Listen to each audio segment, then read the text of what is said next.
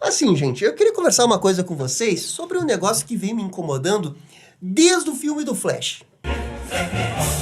Que é esse negócio dos vazamentos dos filmes grandes de super-herói. Porque assim, ó, eu tava no Twitter, vendo as redes sociais, tentando bolar alguma pauta pro vídeo de hoje, quando de repente pinto aí um famoso insider com uma informação relativamente grande do filme Deadpool 3. E nesse tweet, embora não dê pra saber se é real ou não, é um spoiler grande da mensagem final do filme e do que ele quer se propor a dizer. E sendo bem sincero, spoiler nunca foi uma coisa que me incomodou muito. Até porque faz parte, tá na internet, vai acabar encontrando spoiler em algum lugar. Eu me acostumei com os spoilers e acho que eu aprendi a conviver com isso. É mesmo? Só que quando eu vi esse tweet, eu fiquei um pouco frustrado em ficar sabendo disso. E aí eu fiquei refletindo, será que esse tipo de vazamento estraga um pouco a experiência de uma forma geral dos filmes? Será que tá sempre discutindo o futuro filme prejudica e cria esse ambiente de saturação que os filmes de super-herói têm passado? Mas mais do que isso, é porque eu lembrei do filme do Flash. E a experiência que eu tive quando eu assisti o filme do Flash. Porque assim, ó, todo mundo viu ali a nossa crítica do Flash, que eu saí com cara de realmente poucos amigos. Hello, darkness, my old friend. Eu até acho que o filme do Flash tem um bom texto, um bom roteiro, mas de uma forma geral, a minha experiência com o filme do Flash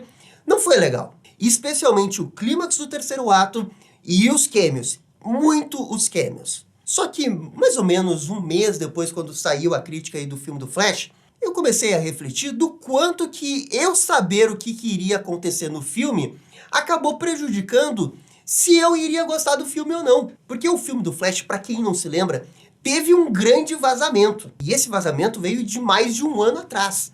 Antes mesmo da gente ter um trailer oficial. E quando saiu o primeiro trailer do Flash, a gente olhava para o vazamento e olhava para o trailer e várias cenas se encaixavam. E ali, naquele momento, ficou muito na cara que a história que vazou é a história que iria realmente acontecer no filme. Não tinha outra coisa, não tinha outra coisa que fazer. Até mesmo os cameos, a gente já sabia com muita antecedência quais seriam eles, como o Nicolas Cage e o Superman Christopher Reeve. No final, foi só uma questão de sentar no cinema e aguardar que acontecessem tais cameos. Eu me frustrei duplamente pelo jeito que eles colocaram os atores que já faleceram e pelo jeito que eles colocaram os cameos na história só pelo fanservice. Aquilo dali foi muito ruim. Mas também teve um terceiro fator. Não só os cameos, mas todo o filme. O Dark Flash, a gente já sabia tudo que iria acontecer. Aquela cena emotiva da mãe do Barry. Eu sabia que iria acontecer. Eu não sabia quais seriam os diálogos, mas eu sabia que iria acontecer um negócio assim. E essa cena da mãe, cara, é fundamental para a emoção que o filme todo quer convergir. Toda a mensagem do filme, o sentimento que o filme quer passar, tá fincado na base dessa cena. E se você já sabe quando essa cena vai acontecer e o que essa cena quer dizer, acabou o truque de mágica que é o cinema. Então tem alguns pontos importantes da história que não é nem a questão do spoiler, é o ponto narrativo. E isso não pode vazar. Não tem como dizer, se eu não soubesse nada do que iria acontecer na história, se eu iria gostar um pouco mais. O CGI ainda seria um problema, os cameos ainda seriam um problema, mas eu não sei, talvez eu tivesse aproveitado um pouco mais. E claro, isso não foi a primeira vez que aconteceu. Doutor Estranho Multiverso da Loucura. Tinha um monte de vazamento. Tinha tanto vazamento no Doutor Estranho Multiverso da Loucura que você poderia nem saber qual que era o verdadeiro. O negócio deixava confuso. A mesma coisa aconteceu com o Homem-Aranha Sem Volta Pra Casa. Porque teve um vazamento 100% oficial do Homem-Aranha Sem Volta Pra Casa, só que teve tantos outros vazamentos também, que você talvez fique um pouco confuso. Tá, mas qual que é o verdadeiro vazamento? Talvez o fato de ter tido vários vazamentos falsos tenha amenizado o vazamento real e deixado um pouco mais confuso na hora de assistir, ao ponto de você não ter certeza de qual que é o vazamento real. Até, por exemplo, agora o filme do Besouro Azul. Esse foi um filme que praticamente não teve vazamento. As coisas que vazaram desse filme antes era mais envolvendo o Ted Kord. Que o Ted Kord tá desaparecido, que a Bruna Marquezine é filha do Ted Kord. Mas isso era um ponto pequeno da história. A parte do plano envolvendo o Omax e o Carapax, a gente só foi ficar sabendo 1 ou 2 semanas antes da estreia do filme, por causa dos trailers. Eu lembro aqui que eu até fiz uma teoria em cima de ter escutado a palavra Omak, que eles poderiam adaptar o Omak para ser o traje do Carapax. E, dito e feito, eu acabei acertando essa teoria. E depois, refletindo sobre o filme do Besouro Azul, cara, eu gostei muito mais do Besouro Azul também por causa disso. Mesmo que a história do Besouro Azul não tenha nada demais e os vilões sejam ruins, eu gostei ainda de ter assistido um filme na qual ele tem coisas que vai acontecer que eu não sei. Porque, pô, isso aqui é o básico do entretenimento. A gente tem que assistir alguma coisa que a gente não sabe que vai acontecer. Então, ir ali na metade do filme do Besouro Azul, eu não sabia que o pai do Jaime iria morrer. E a morte do pai do Jaime, eu achei boa.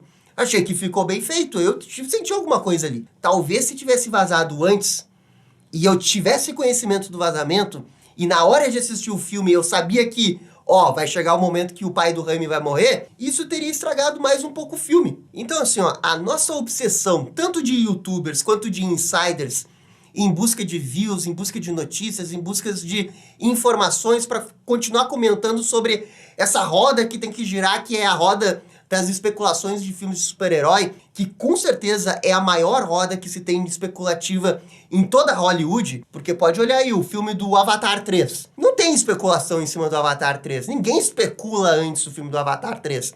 E sequer tem vazamentos de Avatar 3. Mas na bolha de super-herói tem. E eu acho que no final, essa cultura de sempre buscar o spoiler, de sempre buscar o vazamento e repercutir isso, feito louco, correndo para dar a notícia na primeira hora que ela saiu. E isso não sou só eu, são outros youtubers também. Isso tudo cria essa coisa que você tá sempre se alimentando de filme de super-heróis, tendo a informação do filme de super-herói. E quando chega na hora de ver o filme, você se frustra porque você consegue telegrafar essa experiência. Enquanto que o elemento da surpresa é removido. É óbvio que existem outros fatores na hora de contar um filme. Só a questão da surpresa não é o suficiente. Mas para quem tá na bolha, tirar esse elemento da surpresa pode frustrar a experiência. E a experiência da primeira semana de quando vê o filme.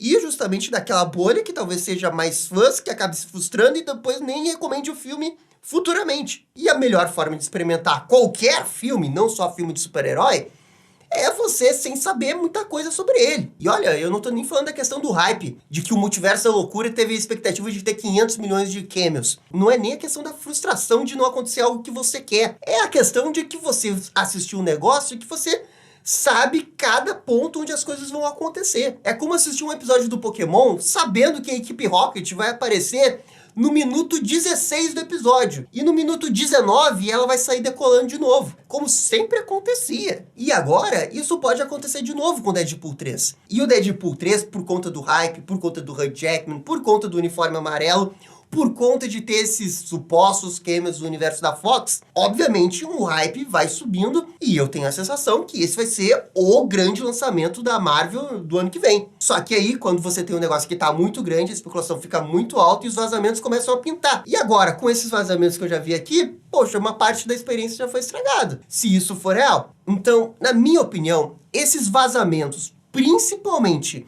os grandes vazamentos, como foi esse vazamento do filme do Flash, que dava todos os pontos da história e que se confirma no primeiro trailer, isso mata a minha experiência. E eu sempre fui um cara que nunca se importou com spoiler. E essa cultura toda de consumo de notícia desse jeito, de certa forma, prejudica a experiência de assistir o filme por parte das pessoas que estão na bolha. Porque é aqui que vem o grande mas. Porque eu posso dizer por mim que ter os spoilers do Flash prejudicou. Só que eu nunca vou poder dizer isso para uma sociedade inteira, para uma população inteira. Porque hoje eu estou dentro de uma bolha. As pessoas que vão assistir um filme são de diversas bolhas. Esse negócio de que o vazamento prejudicou o filme, eu acho que daí já é errado de dizer, sabe? Prejudicou a minha experiência. Mas dizer que prejudicou a experiência de todo mundo, aí eu já acho que é uma projeção um pouco exagerada. Porque a grande maioria das pessoas não tem nenhuma noção de vazamentos que acontecem antes de filmes.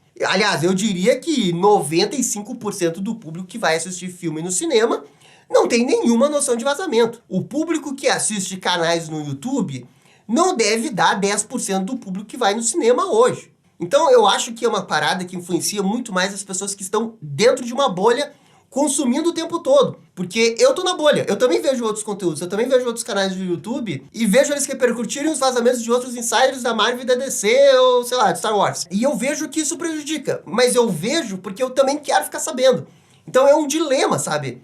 Tá, eu quero ficar sabendo porque eu quero estar por dentro das conversas, mas eu também não quero assistir porque eu quero preservar a minha experiência quando chegar. Sabe, não tem escolha certa. Você querer saber o spoiler antes, você querer participar da discussão também é legítimo. Porque as pessoas discutem sobre esses spoilers. Se você pegar a revista Heróis dos anos 90, ela ficou famosa por discutir spoilers de Cavaleiros do Zodíaco. E colocar umas capas lá com os caras vestidos com essa armadura de ouro quando não tava nem perto de ter essa saga lá na manchete. Eu realmente acho legítimo querer discutir spoiler de Insider, sabe? Só que essa discussão tem que ter um limite.